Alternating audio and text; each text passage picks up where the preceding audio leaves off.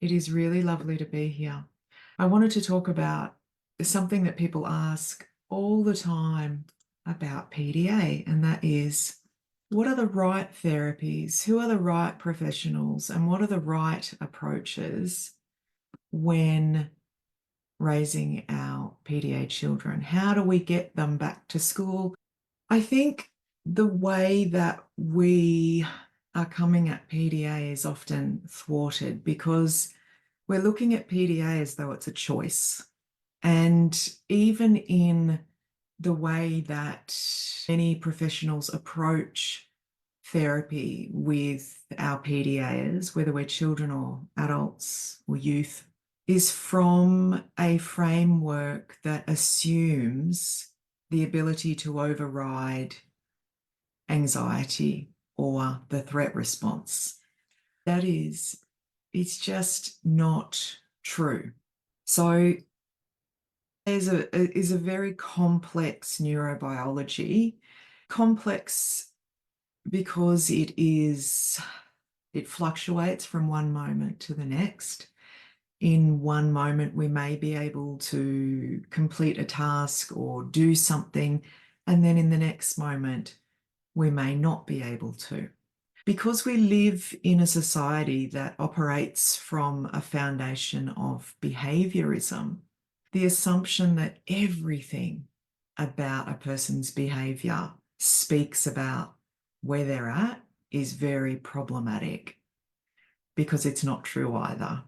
If we can accept that there are varying cultures around the world and customs and rituals, it blows my mind that we cannot accept that a particular behavior, whilst looking the same for two different people, can come from very different places and mean very different things. This is a really important aspect to acknowledge about humans. With PDA, people will often ask, so what do I need to do to get my child back to school? Or what do I need to do to get my child to use manners? Or what do I need to do so that my child will clean up after themselves? And my response to that is we let those things go, because if our children are suspended in a trauma response, and if we are having challenges to the point where they're unable to do those basic things, then they are probably suspended in a trauma response. Now, when I talk about trauma, people often think that what I'm saying is we've traumatized our children or something has happened, a significant event, but it's not that way. PDA is largely a nervous system disability. And so it's got nothing to do with thinking. It is about the nervous system. So our baseline is to have a nervous system difference. And what that can look like is a million different things. It's very similar to a person who has experienced significant trauma, however, but there are other aspects to being a PDA that people who have experienced trauma do not have. But if we think about a person who has experienced significant trauma, let's focus on that for a moment. Would our approach to a person who is traumatized, let's let go of autism, PDA, all of that for a moment, and just think about a child in our care who has experienced trauma for whatever reason. Now, imagine that they experienced trauma because they wanted to go swimming in this beautiful lake.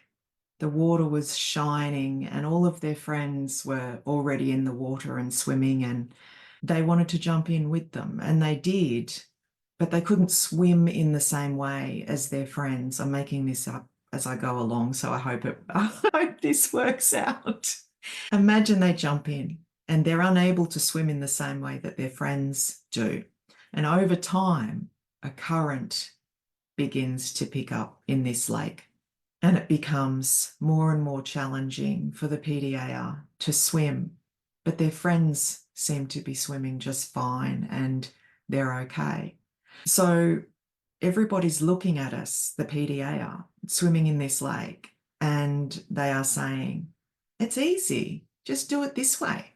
And they're showing us, the PDAer or the child with the trauma, we can all swim against the tide. Why can't you? What's happening? And the adults are on the sidelines and they're saying, Kristy, watch your friends. Calm down. Just calm down for a moment. Slow down your breathing. Stop panicking. You're drowning, by the way, because you can't swim like your friends and you're being dragged away by the current. So you're panicking. A very rational response. But the adults on the sidelines, and the adults are the people we look to as children, they're on the sidelines and they're saying, watch what your friends are doing. They're okay. So watch the people that are doing it well or properly. And so while we're trying to save our own life and we don't have any help there, we're for our lives treading this water while we're being carried out by the current. We're trying to pay attention to how everybody else is doing it, but it's really hard to see because their limbs are under the water. And we can't see that. We can see them being okay from the surface level up, but we can't see their body under the water. And it gets harder and harder and harder. And people are still on the sidelines and we're tired. We're getting really tired. And there's no life raft. There's no floaties. There's no life jacket. But there is the expectation that while we're in the water, we'll learn to swim like our friends. And after a while, we don't have it in us anymore. Our muscles are fatigued, our bodies are tired, our minds are exhausted, and there's no safety because nobody is saying, maybe, just maybe, you swim a different way. Maybe there's something we can do to help you. Maybe we can offer some form of floating device or throw out a rope or jump in with you. Nobody's doing that. Sometimes they might say, we'll jump in with you for 5 minutes and then you'll be fine. So they jump in and we panic because we know they're only with us for 5 minutes. So we can't come down. We can't calm our breathing. We can't suddenly swim like our friends because now our anxiety and our panic is exacerbated even more so because we know we only have this support for 5 minutes and then we're alone again. And nobody believes us about how much we're struggling because they can see that we're able-bodied and they think that we should be able to swim like everybody else. So in the end, we let go. We float with the current. And then everybody looks to our parents and their focus shifts from us floating down the current. Everybody turns and looks at our parents and our carers and says, did you not give them swimming lessons? What have you been doing? And why didn't you teach your children to swim like the other children? Okay, well, it's important that you do that now. We can't pull a child who's now exhausted, incapacitated, completely traumatized, feels abandoned, is so burnt out because they've been working so hard to be something that they're not. And their parents now are also burnt out and exhausted because people are reporting them and criticizing them and judging them. I know this is a really long and drawn out analogy. As adults, we're so deeply conditioned to assume the most unbelievable thing about being a human, and that is that we either are all the same and have the same capacity and the same abilities, or we should be. Even when we talk about disability, even when we talk about lower capacity, there is still an underwriting determination from so many systems that we will have our children on par with their non-neurodivergent peers. Even after many of our families have been on wait lists for years, spent thousands of dollars to go through an assessment that is often very traumatic, to be told, yes, your child does have a disability. They are autistic or they are demand avoidant autistic. And then we ignore that information and we say, now put them in school and expect them to behave and live and breathe as though they're not. Now, this isn't me saying that we shouldn't, our children's right to an education or our children's right to a particular quality of life.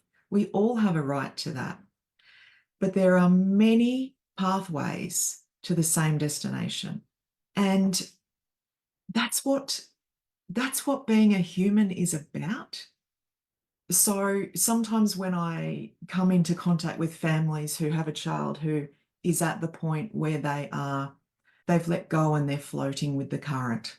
Their parents are under incredible pressure from systems and people and being almost harassed and bullied into still trying to get their child to swim after actually witnessing the process of the child not being able to swim. When you think about this situation, we know what the outcome could potentially be, don't we?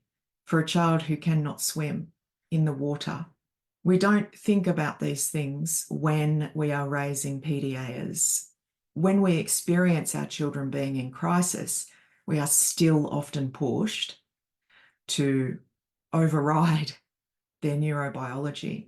If somebody's nervous system is incredibly dysregulated and they are suspended in a trauma response, there is no framework in the world, there is no therapy in the world at that time that is going to be taken in by them for many reasons. One of them is because when our nervous system is escalated to that point, we are working from primitive responses, survival. We are in survival mode. We cannot access our prefrontal cortex, the part of the brain that is responsible for impulse control, for calm and rational thinking, decision-making, and regulation of emotions and behavior. Now that right there, that part of our brain, the prefrontal cortex, if it is offline, we're going to see all kinds of physical expressions of that. But we just simplify it and call it poor behavior. And we focus on those behaviors as being either acceptable or unacceptable, good or bad. And the focus in the way that we approach it is often punitive. Would we take a child who has experienced trauma from a significant event and punish them for how that is communicated? Would we punish a child who is acting out after they have been in a situation where they've been abused? No, we would not. Do we take PDA children who experience a very similar process and expect them to do better, be better, behave differently, and hold them responsible for that process, and then bully and harass their parents and carers when those expectations we have of them are completely unrealistic? Yes, we do. We do. And it destroys families and it contributes to intergenerational trauma, and that stuff already exists. A child who is suspended in that state from their stress response, given goals to return to school or basically to jump back in the same lake that they started in. Can you imagine? Now, I understand and completely respect and acknowledge that not every family has the ability to have their children at home from school. I absolutely understand that. And we are not all the same. Our families are different. Our children are different. We are all unique individual human beings. All of our situations are different, and we would approach each one individually. But when we ask about what is the right therapy to set goals for a PDA, or who is the right professional, or what is the book I should read, even for what are considered typical families, I feel like this is a complete bum steer, because again, we're overlooking individuality. We're overlooking the fact that we are different, and we have been conditioned to adhere to this myth that everybody should live and breathe and do and be the same way. And if they don't, they are disordered or dysfunctional, or something is wrong with them. And it's not true. It is not true. So what do we do when our children are floating with the current? Our children are getting it right. Our children are getting it right. They are following the wisdom of their neurobiology, and they are letting go, and they are floating. But they also don't have a choice. The conscious brain, what PDAs want and what they think is completely separate from their nervous system response to their environment. So we know this because PDA is not exclusive to being told what to do and not being able to do it. And for the longest time, we have had our children diagnosed with things like oppositional defiant disorder. If we really pay attention and hear those words, oppositional means doing, being the opposite of something that's expected. But what is the thing that's expected? That's not clearly defined, and it's unspoken largely. Defiance. I mean, these are children. These are children. The more we learn about PDA, the more many of our families come to see that it may be PDA that has been missed. And even the language around PDA, pathological demand avoidance.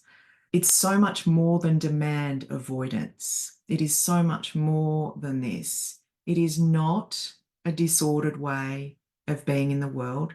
It's not a great way to be. I mean, there are times where I will say, and my children will say, sometimes being a PDA sucks because I want to be able to do this thing for myself and I can't do it. And that is true. We are just as impacted, if not actually definitely more than the people on the outside who have expectations of us. When you're a child with a PDA neurobiology, when you're any child, you do not have the insight and the understanding about your nervous system to be able to communicate to people what is happening, because we don't understand it ourselves. There were so many moments for me as a young person where I would be in a situation and I would be responding to my nervous system. So I would say mean things to other children, or I would be physically aggressive. And that stuff is not okay. And I know that it's not okay. And I knew then it wasn't okay. And I self-loathed because my reality was I could not pull myself out of that state. I couldn't just stop. I couldn't not target my siblings. I hated myself as a young person for those things. And I knew the trauma it caused around me. I knew that stuff. If I could have stopped it, I would. And I believe that of all human beings. I believe that of children especially. We do better, not when we can, if we can. And PDAs who are burnt out, who are floating with the tide because they can't swim, that is not the time to immerse them in therapies. But we're encouraged to do that. We're encouraged to find solutions immediately. Child won't go to school, end of the world. End of the world. We have to fix this. And we very seldom look deeper than what they're doing with their bodies, their time, what they're eating. The first things that happen when a child is experiencing trauma or burnout is that their basic needs will change. Their eating, their sleeping, their toileting, their relationships, all of those things will change. Their sensory systems. When under incredible stress, I cannot hear properly. I cannot see properly. And this has been all of my life. My vision would actually blur out if I was under a lot of stress. The ability to retain information when your threat response is activated consistently is very low to non-existent. the ability to care for ourselves, to get out of bed, to get dressed. All of these things are perfectly rational responses to stress for a person who is born with a highly sensitive nervous system. These are rational responses. These are not disordered responses. If we view these behaviours and these outcomes via a neuronormative lens, we will think so. We will think this is a disorder. And that's an incredible insult. It's incredibly dehumanizing and demeaning. For a neurodivergent person, these are rational responses. And this is why it is so important to know the difference between identity, culture, and disorder, because they are very different things. A cat doesn't look at a dog and think that it's a disordered cat. We are the only species that does not cohabitate in diversity with acceptance. When our children are in that state, they need rest. And sometimes it's really distressing to see what that looks like, because what it will look like is a young person who may have been filled with joy, excitement. They may have had big dreams and hopes and goals, and they may now be unable to leave their room. They may need to be in a room in the darkness, and that is a normal response to trauma. If we think about, again, a child with a PDA, neurobiology, often there are very little adults or anchors available to them that aren't also either not believing in our experience or experiencing their own nervous system dysregulation, as in parents and carers. Our parents and carers are often under an incredible amount of pressure from extended family and friends, and there's loss and grief there. If only society knew a little more about our stories. I wanted to show up today because if you're listening and you feel completely isolated and you feel like nobody believes you, your experience as a parent or an individual, or you are still trying to fight the reality of where your child is at, I just really want you to know that, first of all, you're not alone. You're not making it up. Your child is telling you the truth. If your child is sleeping all day and gaming all night, that is a coping mechanism. That is often an inherent neurobiological response to recovering from trauma and burnout. A PDA brain needs safety before anything else. We are always looking for safety, not consciously. Neurobiologically, our brain, our nervous system, our body, they all work together to find safety. And sometimes what we've been shown is safety is a little thwarted. If we've been put through a system where we're expected to overcome or override who we are, where we've had to mask and adapt and fawn, where we've had to fight, then our navigation, our compass on what is safe can become thwarted. And we may find ourselves in really unhealthy relationships. And this is because we often learn that we have to accept whatever is on offer. If you're parenting a PDA and they're unable to leave their room, I know you might be fearing the outcome of their future because they may not be exercising, they may not be eating well, they may not be drinking enough, they may not be taking their medication. It might have been 3 months since their last shower. They may not be able to use the toilet, and they may be asking you to support them to do that. I want to relieve some of the panic and fear and shame that you might be experiencing in isolation. And I want to tell you that it's okay to find out-of-the-box responses to our children's needs during that time, because there may not be anything available that is suitable to support them, which places a huge amount of responsibility on families who are often still carrying trauma from their own upbringing. There are often partnerships where one parent will be the preferred parent. This is very normal for PDAs, where one parent is more responsive and willing to let things go and learn more. They will become the preferred parent.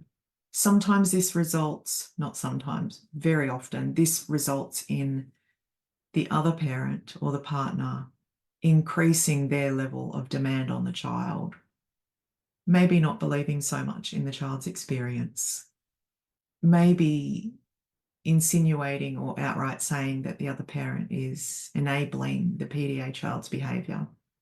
And I want you to know that none of that is true. None of it's true. It's really important to look at those situations and to remember that PDA is a form of neurodivergence. It is a naturally occurring variation of human, and it doesn't just fall out of the tree or the sky or just show up in our families. It comes from somewhere. And if there is another person or people in our families that are really struggling to get on board with believing in our experience or our child's experience, that may be a form of avoidance. And if we are following that parent or our partners around and saying, but here's the evidence, read this thing, come to this meeting, listen to this talk, that will potentially exacerbate their avoidance. If you find that that's what's happening, it may be time to think about whether that adult is also a PDA. When we're in crisis, prioritizing safety should always be the foundation of where we're at. That's really hard for many of our families because the way that many of our families are misunderstood and confused for being dysfunctional neuronormative families rather than living within neurodivergent culture, which looks different. People call systems and CPS and mandatory report many of our families because from the outside they see a parent who is responsive to the needs of their child and they make the assumption that the parent is the problem. And so we stop seeking support or we're afraid to seek support. And if you have other intersectional identities, such as being a First Nation person or being Indigenous or belonging to the LGBTQIA plus community or being any other form of intersectionality, then the risk of that happening is even larger. This is a community of families. Some of us are thriving and some of us are surviving. And in our families, we shift between the two. When we view ourselves through a neuronormative lens, we may see ourselves as failing our children or as having caused our children's struggles. When we understand and reframe that experience and come to see that we are not neuronormative people, we were not born that way, it is not our way, we were never supposed to live that way. The word divergent in itself means to carve new pathways. Then we get to see that we are responsive caregivers in a situation where we are under-resourced and unsupported. And sometimes there are not solutions that will be supported in a safe way. There really aren't any experts on PDA. There is community and there are people sharing their experiences, and our generation is on the crux of developing resources and communities for our families. And our PDA children in adulthood, should they wish to become parents, they will have access to more resources than we do. For many of our families, there's nothing. There's nothing. And when we go looking for those resources, sometimes we come up against the same information again. You can't do this. You can't do that. This is not okay. This is enabling. And sometimes we believe it and we carry that and we internalize that as adults. And many of us come into parenting PDAs with a history of masking for survival, fawning for survival, fighting for survival. And a young person showing up in our lives that cannot change in that moment can often feel like an incredible threat that may undo everything the adult has worked hard for. And there may be trauma there too. There are so many complexities around raising our children and being PDA, and nobody is exempt from them. There are professionals in this community that do not have solutions or support or resources for raising their children in crisis. And I say this because it's important that we remember we are all human. It doesn't matter how much money we have, what neighbourhood we grew up in, what qualifications we have. We're human. Nobody is an expert on neurodivergence. We are community. And people are suffering. People are suffering. And a lot of that suffering is because of the systems we have to live within. So please know that there is no perfect therapy for a PDAR. There is no perfect solution because we're humans. There are no generic frameworks that will work for every child. There is trial and error, and there is intuition. There is that direct energetic connection between a parent and child that is often so worn down and frayed and hanging on by a thread because of those systems or because of the intergenerational trauma. And we can recover. We can, but not everybody has that privilege. And I know that not everybody has capacity to be able to engage in trial and error with their children, or not everybody does feel connected enough or connected at all. And I want to say that that's okay. We do so much harm when we judge others. And I'm going to finish up by sharing something very vulnerable, but very real in my own family.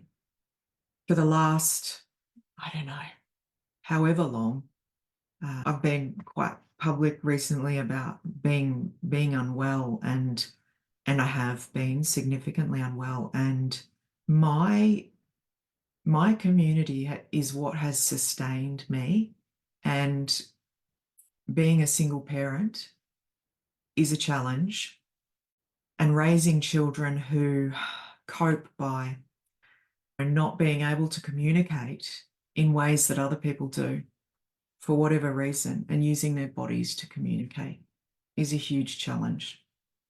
And in my family, I've had to face that I'm no longer well enough to meet the needs of one of my children who requires 24/7 care. And so we have split our children between two homes, but we still are a family, and we still spend time with one another, and we still share an incredible amount of love. But it's been hard. And so if you are a family that faces what feels like an impossible situation, and you look to people on the internet, or you read a book and you think, well, they have the answers and they're doing it right. They can't have all the answers because they are not you, and they are not raising your children. Out of the box solutions for out of the box situations. That's what we have, and that's what we work with for now. And nothing means that it's forever. And sometimes it's incredibly painful. I thank whatever the universe that I'm PDA and alexithymic, because I'm not ready to feel feelings at this point in time.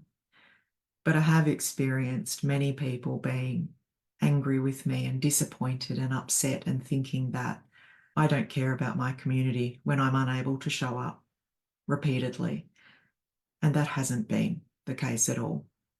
And nobody wants to get on the internet and bare their vulnerabilities, but I feel a responsibility too, because I have a level of privilege that allows me to do that. Many families don't, because they would be at risk.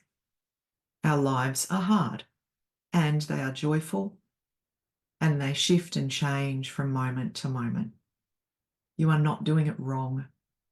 Letting go of the idea of right and wrong is really important, but there is no one solution for everybody.